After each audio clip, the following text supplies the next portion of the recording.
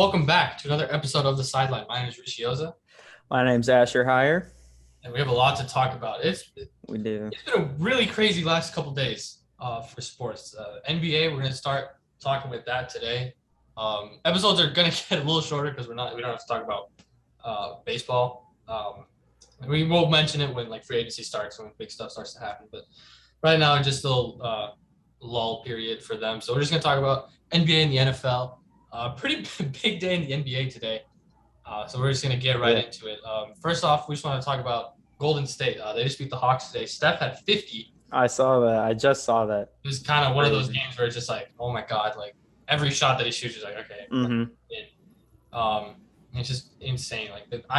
We both kind of had them at like the 6-7 seed. Yeah. At our playoff predictions. They've been super impressive. Not expecting them to be this good. Their defense has been crazy unexpected. Like I didn't think they would be this good at all. Considering that Steph is their main focal point and his backcourt mate is not. I mean, who do they even start beside? I feel like it switches a lot. Like I think it's either Damian Lee or Jordan Poole who they have beside him. Yeah, I think Poole is starting right now. Neither of those guys are like. Yeah, there's one plus defender that you think of when you think of. It's Draymond. It's Draymond in that starting line. It's Steph, Jordan Poole, Wiggins, Looney, and Draymond Green. And like it just doesn't make any sense as to why they're so good. But they've been. I feel like it's more like, I mean, it's kind of the same thing with the Nuggets. Like the only guy you kind of think of as like a great defender is like Aaron Gordon. And Jokic is a great defender this year, obviously. Yeah. But their defensive rating is the best in the league. Yeah. Or at least the points allowed per game is the best in the league. They've been really, really good. Yeah. I like now when Clay comes back, I'm like, how are you going to stop them? Because their offense has been really, really good. They just put up 127. I know Steph had 50, but like he's going to put up 25 to 30 every night. And then you get Clay back and you move Poole to the bench where he's. And Steph really has been kind of struggling to score recently up till. This game was kind of his like breakout on the year because he might have had one. But but I mean his past 4 games before the 50-point one, he had 20, 15, 19, 20. Yeah. And now they're 9-1, even with him having games like those, which is obviously not going to, continue for the rest of the year. But yeah, I mean it's just his I think him and Jokic are the two best, kind of offensive, playmakers, I guess. The teams that those two guys change the offense the most in the league. Like the way Steph Curry comes off those screens, and you got like Draymond Green holding the ball, at the elbow, extended out to the 3-point line, and Steph is coming around the corner to come get it, and then it's a fake to Steph, and then it's a cutting, like Toscano Anderson or something who is screening for Steph, and he's wide open for a layup, and then it's just like every possession you just see Steph running around the screens, and every single wide open layup they get is all because of Steph. It's all because of him. His gravity is ridiculous. And I think that's something that a lot of casual NBA fans don't really realize when they watch the NBA. Like, I think you can apply it to the Nuggets too. Like when Jokic isn't on the floor, everything is different. When Steph isn't on the court, that entire offense is just completely different. The system changes, the way that the players play changes. It's just like if Steph is on the floor, you're going to be able to get an open shot because everybody is just honed in on him. Because they're just like, okay, if we can stop him, we'll have a chance. Yeah. And the way opens up everything else for everyone else. And Jokic is literally, it's like the opposite way Steph plays. But but it ends up with the same result of an open look or an open layup or something, just because of Jokic's playmaking and everything. Yeah. Obviously Jokic isn't running around screens like that, but the way the way the Nuggets just know how to cut and everything when Jokic has the ball, and all that is just great. It's ridiculous. Those two, they've been the two best players. Or I think Jokic has been the best player in the NBA this season. I don't think it's particularly close either. Yeah.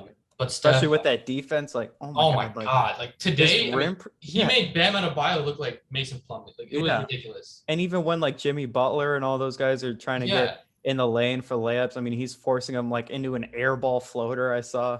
It's ridiculous. Yeah, I mean, it's unbelievable.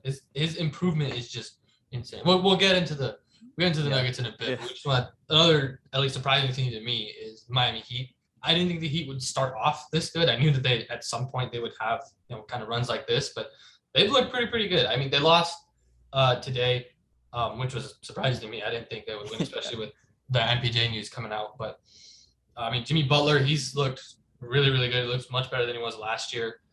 Tyler Hero, he's been the best bench player in the entire NBA to start the season, and that's why they've been so good. Kyle Lowry's been a perfect culture fit for him. Like I'm excited to see how that team looks down the stretch because defensively they're incredible. Like, that team they can switch every single person on that team.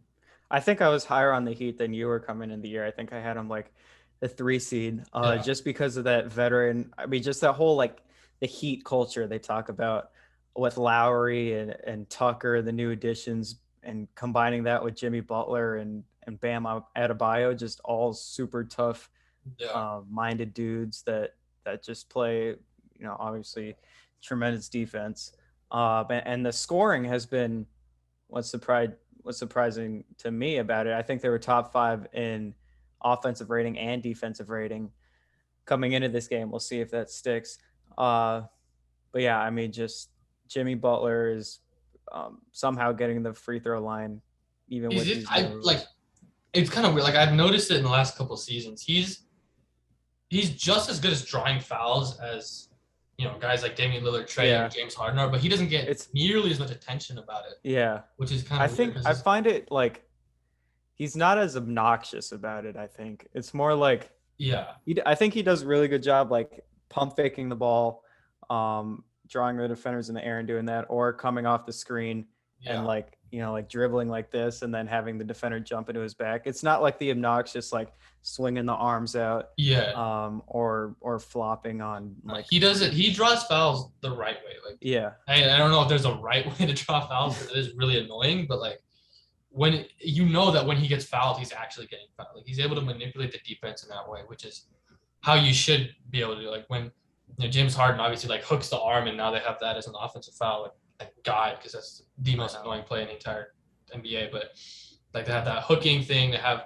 when you like jump backwards into the defender. Or it's so stupid. I know that was the Trae Young thing. Yeah, like that's just it's really annoying. And he doesn't when he gets to the rim, he doesn't just like scream and fall to the ground. Like he tries. He's always involved in the play. He doesn't just give up if he doesn't get a foul call. So you're right on that. That he's not really annoying about calling for it. He never makes a big deal about it, that's at least it's a good thing about him. Yeah.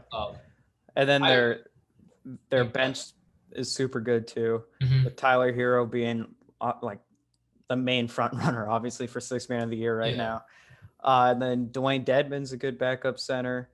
I mean, you got other guys like Gabe Vincent, I guess. I don't know. I'm kind of blanking right now, but yeah, the whole team is pretty good. They got scoring, they got defense, and they got toughness. They're good. They're good. I think that they're going to be good. Another team I didn't write it down, but Chicago. I mean, they just beat Brooklyn by like 23 today. Chicago's been good. They're 7-3. The East is going to be a lot better than people realize because I know. Like last few seasons, East has just been crazy top heavy. I mean, you had Philly, Brooklyn, Milwaukee last year, and that was kind of the main 3, and then everyone else was just an afterthought. But now, I mean, teams like Miami, they're going to be up there. Atlanta, I mean, they've started off slow, but I think that they'll be able to figure it out at some point. But like even the Wizards have been good. The Wizards have been really good. Shout out Hornets can go on a run. Yeah, I mean, Cleveland's been good. Toronto is still going to be good. Yeah. I don't really know what's going on with Boston out there, but I have a feeling that they're going to figure it out. They have too much talent. They seem rough, though. They seem really rough. I mean, there's still teams like right now, Milwaukee, Boston, Atlanta are not in the playoffs. Like if the season ended today, they're not even in the play-in. Well, Milwaukee and Boston are.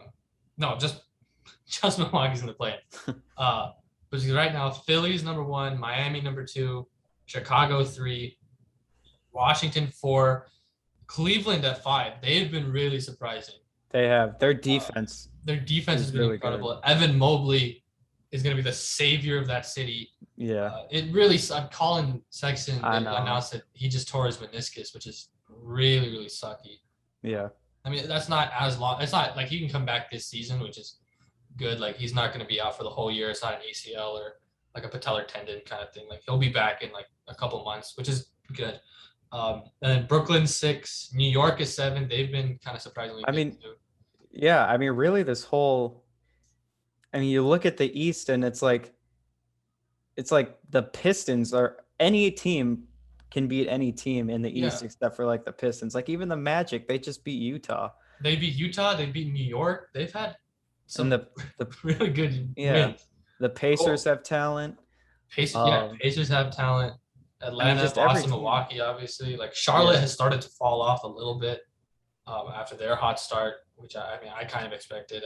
They're too young to be that good. Yeah. But I think they're still going to be competitive once they start to figure out a little more about. They need a big man. Charlotte needs a legit big. I know. I love Mason Plumlee, but he's not. He's a backup. He's a backup. You can't have him starting and try to be able to anchor your defense. They need to go get Miles Turner immediately. I feel like that'd be a perfect fit. That would be perfect. But yeah, I mean, there's East from like 1 to 13, really. Like, there's a lot of good teams in there.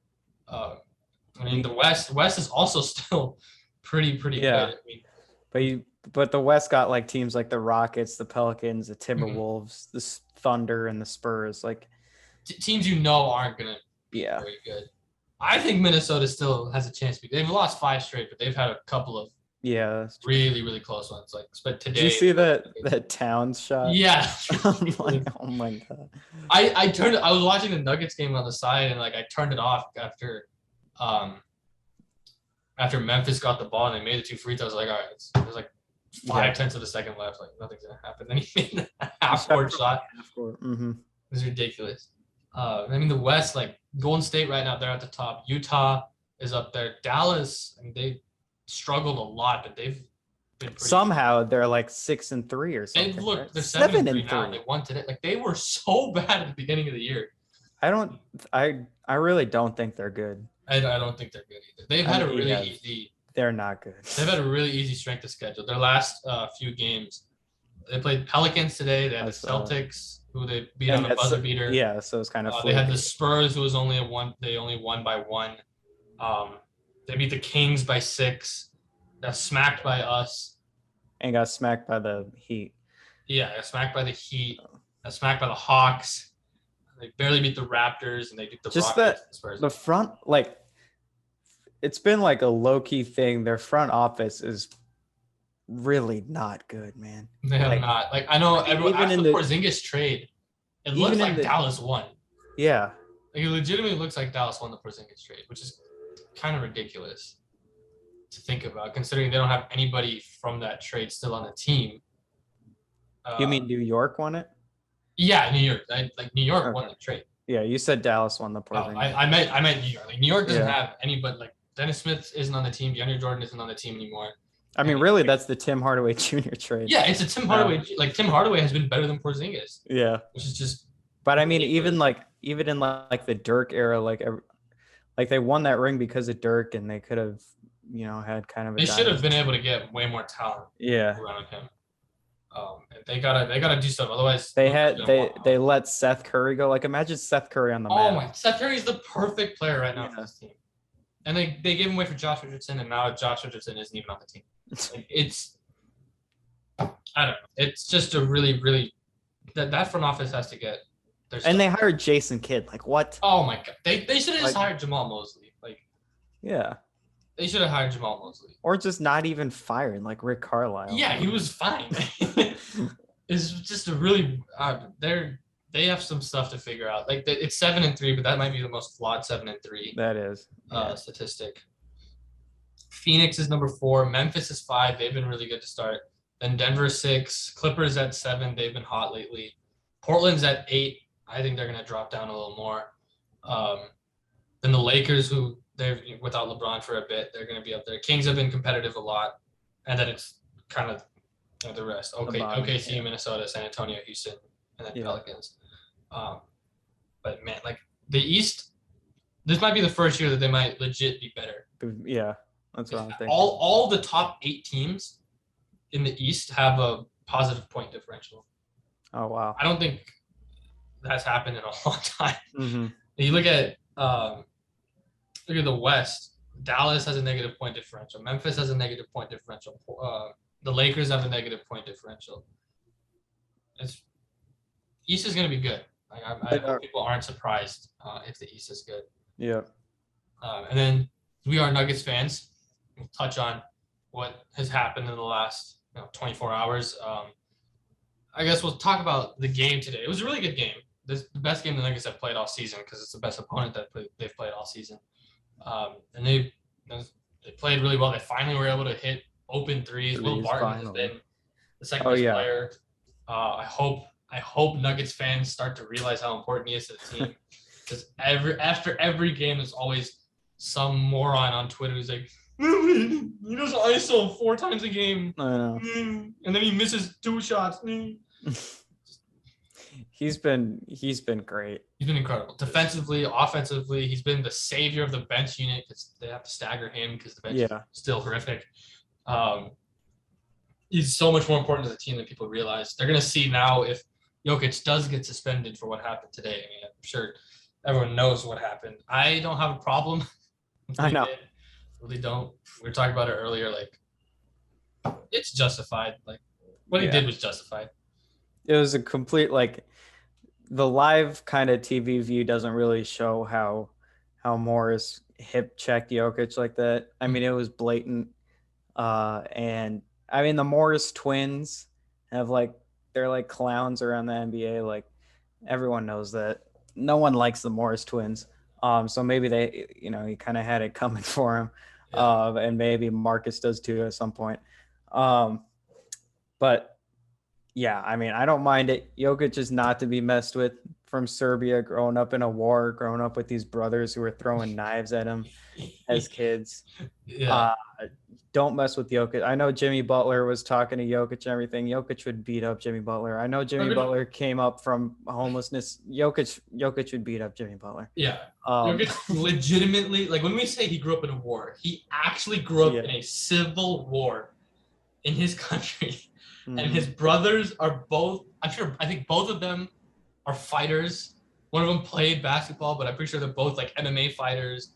They both are just freaking nuts. They'll do anything to protect him. Like he knows how to fight. Everyone looks at him and think he's this big like teddy bear. Like no, he could mess some people up if he wanted to. He's from Eastern, the most like Eastern Europe, like just crazy. Like, when people have like the Eastern European like cliche of like tracksuits and like like a beanie, like he is that type of Eastern European. He's like, you cannot mess with him. He's not gonna. And it was so funny watching the clip back. Like all the Heat players like turned around and they saw who did it. And they're like, oh no. Yeah, they just we're good. They're like talking a little, but like they started talking after. Yeah. Like when they were all separated, like they had the security in front of the benches. Then Jimmy Butler started talking, which I mean, it's just smart to talk then because if you talk before, like you're not gonna live. It's just such a funny, like everyone's reactions. Everyone at first was thinking, oh, what the heck is Jokic doing? Like that's just a really dumb play. And that's what I was thinking. And then it was a dumb play. Like he should not have done it that much. It's gonna cost the Nuggets a couple of games. He's gonna get suspended. I'm expecting it. And that's going to be a big problem for the Nuggets because of MPJ being out. Like having your top 3 players out, we're going to have a game where we're like the next couple of games. I wouldn't be surprised if we just are like, you know what, let's just rest. Yeah, right. Start Marcus Howard and Bol and just let him have some fun for a couple games until he gets back. So it wasn't the smartest choice, but I understand why he did it. I mean, he was getting like assaulted this game. He was getting no calls. Like the second half, I mean, he was getting hooked. He was getting his jersey tugged. He was getting hit in the face. He was getting hit in the arm, and the rest just weren't looking at it. And then this was kind of just like the last straw. So I don't really blame him. And then in terms of MPJ touched on it, he They announced today that he's going to be out for a bit. I don't know how long. They said next week. It could be later. And that worries me. That does. It worries me because it is his back. He had the surgeries on it, and like kind of the connotation around MPJ is that he is injury prone, which I don't think is really true. Like, yeah, since he's coming to the NBA, he hasn't been hurt besides that first season. Like, he's had a couple ankle issues, but I mean, nothing with the back. Nothing with his back until this last series against Phoenix was when he hurt it, and now it seems like it's starting to flare up again, and that does worry me. Like, they don't really sound optimistic about him being able to come back like soon. I mean, I'm just like, I'm just hoping it's literally just like lower back pain and that's it. But I mean, like, when you got back pain, I mean, that doesn't fix throughout your life. Like, when you start having back pain, like, you're gonna have back pain for the rest of your life. Like, man, it is scary. I'm glad that they're kind of holding him out, and I'm very glad this is happening early in the season, because if this was late in the year, he'd probably be forced to play. I'm also hoping, like, maybe having these couple of games off is gonna get him out of his slump. Like, we've seen this with players before, where they're like, they take a couple of games, and then they're all of a sudden come back and they're back to what they were. So yeah, that's what I'm hoping for. I'm just hoping it's a minor precautionary thing. But if it was precautionary, then Malone wouldn't have said, like, we don't know how long he's going to be out for. Because if it's precautionary, it probably would have been like a week or a couple of games. But with Malone just not really knowing what's really up, it is scary. It's concerning. So this something going on in the Lakers game. 110-103. LaMelo Ball just shot 4 free throws. He's about to shoot his 5th free throw in a row. I don't know what happened. Is it just like I can't listen. Is it just probably just lane violation stuff, right? Like, or like a technical too. He literally just shot. Dude, he's gonna shoot another free throw. What the heck? This might actually be his 5th free throw in a row, not his 6th. I think it's his 5th in a row. Like in one trip? Yeah. Yeah, this is his 5th free throw in a row, and he made all 5. 110-106, 3:40 left. I don't know. You got a tweet notification. You got a tweet notification of Kenny Beecham is like, what is going on in the Lakers game? And I'm like, oh, something weird always happens in the Lakers. I know. The Lakers are just weird. But going back to the MPJ thing, I think he'll be able to recover, because it doesn't sound like surgery, like he's going to be out for the year type of thing. But I just hope it doesn't like flare back up. Like, if he has to get another surgery, that's really, really rough, because that's going to be 3 surgeries in 3 seasons for him. Like, man, that's going to be hard. That's going to be hard to come back from and be the same player, because he's still not the same player that he was in high school. Like, even he said it. Like, the coach is saying it. Everyone around him says, like, he was much more athletic in high school before his back injury at Missouri. So if a third one happens, which, fingers crossed it doesn't, but if it does happen, then that's going to be really, really rough. Yeah. And especially after giving out that huge contract. Yeah. And it's not in effect this year, but I mean, still, like, the long-term implications of what this back injury could do to him are very, very serious. And for the Nuggets championship window, he is absolutely essential. Like, you do not win a championship if he's not there. So hopefully he's all right. I think he's going to be fine, but it's definitely scary. And then I guess on a more optimistic note, Bones Highland, we were calling for it last week. He's like full-time in the rotation now. Pretty much the 6th man now. Yeah, he's the 6th man, especially with MPJ being out, them having to substitute some bench players, and he's 100% the 6th man. I'm happy. He's playing really well. His defense today was really surprising. He played really good against Tyler Hero. He had a couple block shots. He had a steal. His shot is still kind of coming around. He was really good when he was kind of getting like sparing minutes, but now in full game time, it looks like he's having a little trouble finding his rhythm. But it's pretty good in the corner. Yeah. But like up up at the top of the key. I think he just has to get a little more reps with Jokic. Yeah. Jokic is gonna find him and get him those looks. Westbrook just threw an alley-oop to literally nobody. That's why I was like, what just happened? Literally nobody. He was running around the rim, got under the rim, and he just flinged it up to literally nobody. Westbrook is funny, man. He either does he either is incredible and he's the best player on the floor, or he is the sole reason that you lose. They lose. Yeah. It's so funny. Yeah. But yeah, going back to the Nuggets bench, I like that. I mean, I like Facundo Campazzo and his attitude and everything like that, but he's just so small and he just dribbles the air out of the ball too much. And I think with him, he's not a scoring threat. At least if you have PJ Dozier, even Austin Rivers running a pick and roll, and there's some threat that he can get to the rim and score, or he's gonna pull up for a mid range or hit a floater. Facu is too small, and he's not. He just can't get to, he can make layups. He just doesn't. He has no threat to actually do it. Mm-hmm. And his perimeter defense is pretty good, pretty active on the perimeter, but it's just he's too short. You can just shoot simply over too him. short. If there's any average sized NBA players, the guy's 6'2", 6'3", if there's a guy who can get good elevation on his jump shot, you're not going to be able to do anything. Which is he's kind of like Milos Teodosic. If you remember him from a few years ago, he was with the Clippers. He's a crazy fancy passer, and he's incredibly smart player, but he just has these physical limitations where he's not going to be able to play in the NBA for very long. But I don't think he should get cut. I like him on the team for depth. I think he's phenomenal. He's going to be out of the rotation. I think. Yeah, but I think he's going to be out of the rotation because the bench actually played really good today. Yeah. And Jeff Green was really good as a starter. Yeah, which is cool. I think also separating the Greens is gonna have to happen because they don't play well together at all. Jeff Green, if you play anyone with Jokic, they're gonna play well, but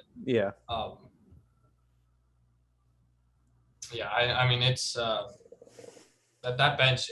There's still stuff to figure out with it, but getting Bones in and taking Facu out is a big step forward. Yeah. And it's a big step forward in the right direction.